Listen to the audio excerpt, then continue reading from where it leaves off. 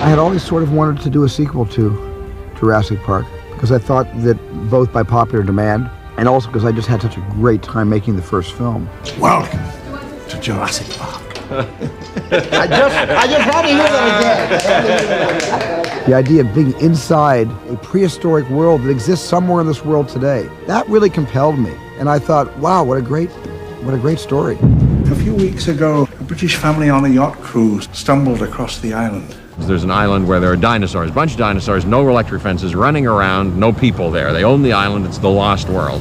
And now it's only a matter of time before this lost world is found and pillaged. Old temptations and the old adrenaline comes up again. I'm not making the same mistakes again. No, you're making all new ones. And he takes risks again. Hopefully we've kept this island quarantined and contained, but I'm in shock about all this. He says he's going to send some people on land, a few people, to sort of document them. Wow. Isn't it great? Ooh, that's how it always starts. But then later there's running and screaming. It was really sitting down with Michael Crichton, and Michael wrote, the story in his book, and then David Koepp came in and did a wonderful screenplay, and The Lost World is going to be a pretty good story. We won't stay anywhere near these islands. Se llaman las cinco muertes. They call the islands las cinco muertes. Sí. What does that mean?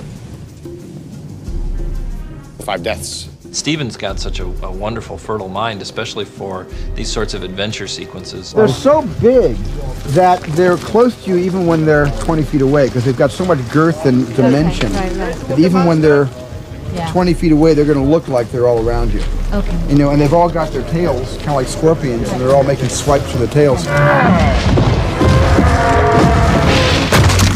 In the first movie, we got over this mountain of disbelief that the audience had to suspend, which was how did they bring dinosaurs back? So it gives us a little more time to concentrate on some of the characters. My character in this movie, instead of a kind of sound fellow, like I was in the first one, who comes along for the ride with some fun, in him, I have fun in me and a sense of humor. I'll be back in 5 or 6 days. No, you'll be back in 5 or 6 pieces. But I'm driven in a very passionate way. Stay down, don't move! Don't move! He's the only one who's been through this experience before. I beg people to listen to me. I use plain, simple English. I don't have any accent that I'm Oh, shut up. And against his will, he's dragged back into this situation to save someone's life. She's there to join a team of people who are there to study the dinosaurs. And the reason he goes down is to retrieve her. Why didn't you say something to me? Because I knew you would have stopped me from coming. God, no. Stay there. Sarah! Shoot him! She's just protecting your baby. So am I! I play Kelly Malcolm. Ian Malcolm, she's his daughter. I'm your daughter all the time, You can't just abandon me whenever opportunity knocks. Gee, that hurts my feelings. Did your mom tell you to say that? And she stows away on the trailers without him knowing. Who started a fire? I just wanted to make dinner. She needs to get my attention and to obviously come here and be with me. Other animals are gonna hear this. Can you hear me? Dad, I gotta get out of here, please. I wanna get out of here. I wanna go someplace safe. No, I wanna go someplace else. Well, we go through something very heavy and intense together, and that bond us in a very important and primal way. Please, Dad, stay here. Honey, the Queen, the goddess. Your inspiration? Now you're talking. You have a bunch of different characters with strong objectives thrown into a very serious situation. The operation has suffered severe casualties, and the survivors are now in mortal danger. I need you to send rescue immediately. You put together one group of hunters and another group of dinosaur advocates. So these two groups come together. It's more than just running from dinosaurs. There's a lot of human drama in this one. And cut. His objective is simply to go on one final expedition against one of the greatest predators that ever lived. Let's get this movable feast underway. Action! They're pushing us over the cliff. Oh, my God. Hang on to something!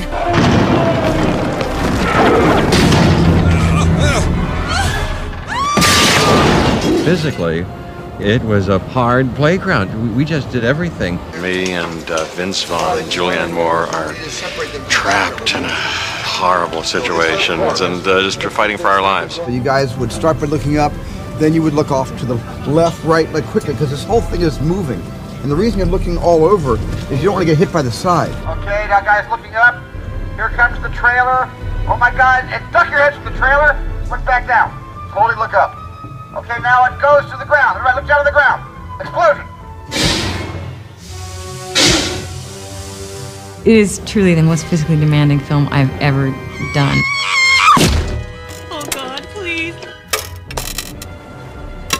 I didn't think when I first saw the script that it would be this challenging physically, and it's been fun. We're hitting you with a lot of air from an air tube. You know, you show up and you think, well, today I'm in a harness, or today I'm really muddy, or today I'm in a waterfall, or whatever, and you do it. And cut. Very nice. Good take, everybody. On this movie, we had so many sets. I mean, it was about 100, and so we had tremendous amount of changeovers where we had our 8 sound stages in our back lot plus our distant locations. When you go on location, you have to react to what's there, and I enjoy that a lot because that actually helps to dictate the way the movie is going to be, and it's you being in touch with something that's bigger than you. What the hell is that? Go as fast as you can.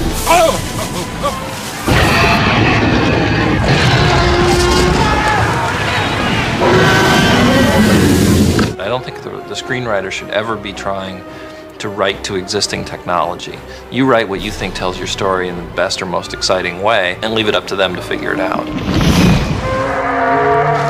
A movie like this needs at least a year to 18 months of prep time. It takes 18 months to build the animals. And to prepare a production of this size, you began sketching and designing some of the sequences about 2 years ago. What is that?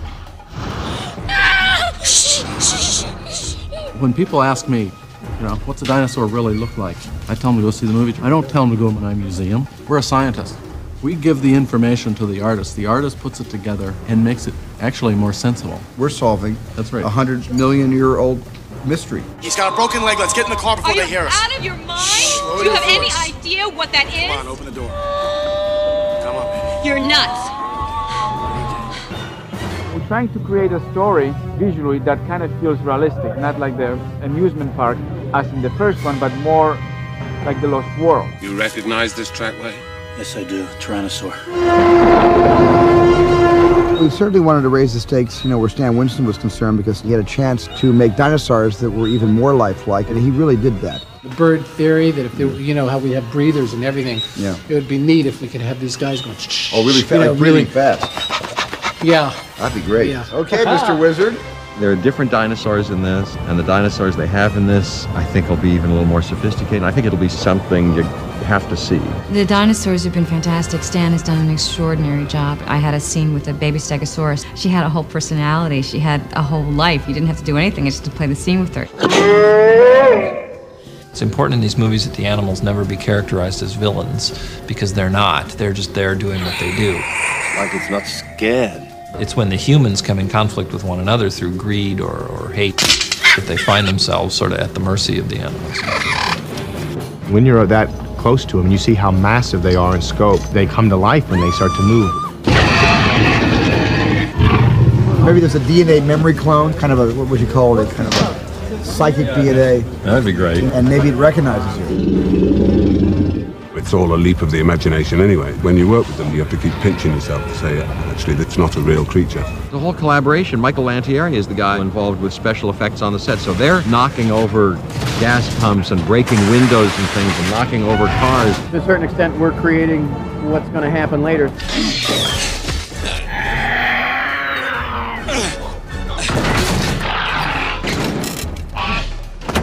It's nice to do the mechanical stuff on the set as much as you can because the actors can work with it. And we kind of know where that shift takes place, where you can't get away with that anymore and you need something else.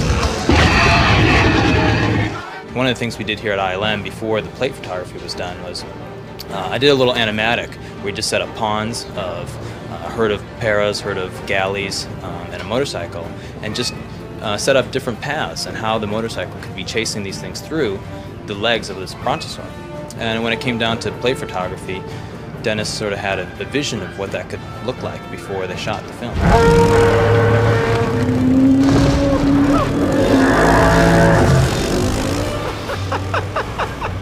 What we're doing now is setting up the shot getting the actors to imagine what's actually there, even though it's not going to be there. They have to know where to look, and then, getting the scene to look like they're in the new Jurassic Park: The Lost World. The process starts with shooting the live-action backgrounds on set and taking precise measurements. We'll then reconstruct from scratch what that animal looks like. And then once the model is made, the animator will then be able to animate the character, one frame at a time. A lot of actors say when they get the walk down, then they understand the character. Well, it's similar to what we do here because animators are essentially performers. Just when you have that one come in, maybe just one other one too. Would be nice. Looks a little bit empty. But just the way they're gathering and everything is the way they're coming, almost like land piranha. I'm afraid there isn't enough to go around. And then once the animator is done with it, the shot will go to the technical director. It's to sort of make it look real. They'll apply a skin to it, and they'll combine it with the background. Film like this is basically in the spirit of exploration. It's like a laboratory. There's so many things that are involved in getting a shot that is definitely a group effort, but hopefully the final result looks like the single mind of the animal on the screen. After it's all said and done, we have hopefully got a living, breathing creature looking as though it was really on the set, responding to Steven's direction. It's not the same movie. The new CGI and the improved artistry will make the dinosaurs look even more believable. It seemed like an opportunity to do something that was the next step beyond the first show. Hang on. It's a good adventure. It's a lot of fun. So the chances are that if you were bowled over by Jurassic Park 1, what you're going to see in Lost World will just take your breath away. I think it's more terrifying because these characters are well developed, and these characters have points of views and opinions. We came here to watch. You came to strip mine the place. Back off. At least we came prepared. And so I think you become invested in these characters. Taking dinosaurs off this island is the worst idea in the history of bad ideas. I think it'll be frightening and thrilling and fun. Oh, that's good. Okay, let's shoot. If anybody was looking at this and didn't know we were about to shoot a scene, they would find this to be a pleasant form of masochism. I really think of the audience when I think of a Jurassic Park or a Lost World. And yeah, a lot of this movie was made for what I hope would be a pleasure and an adventure for the audience. Oh my God, people are going to jump right out of their seats because I know that I would. What is it? Mommy's very angry. Okay, we got it. Fabulous. Great, we got it.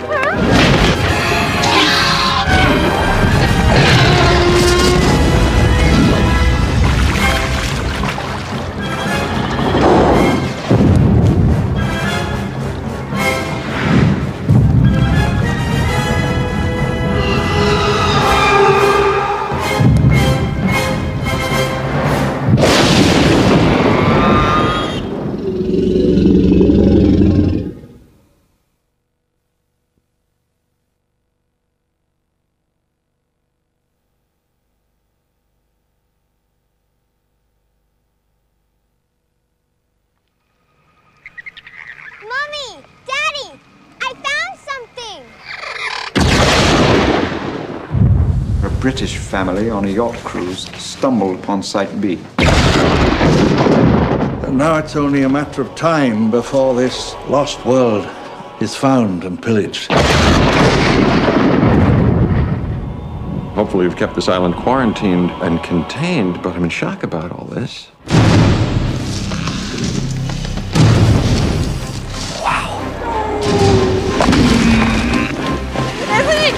Ooh, that's how it always starts. But then later there's running and screaming. What the hell was that? Go. As fast as you can. I need you to send rescue immediately. Taking dinosaurs off this island is the worst idea in the history of bad ideas. Let's get this movable beast underway. Don't move! What is it? Mommy's very angry.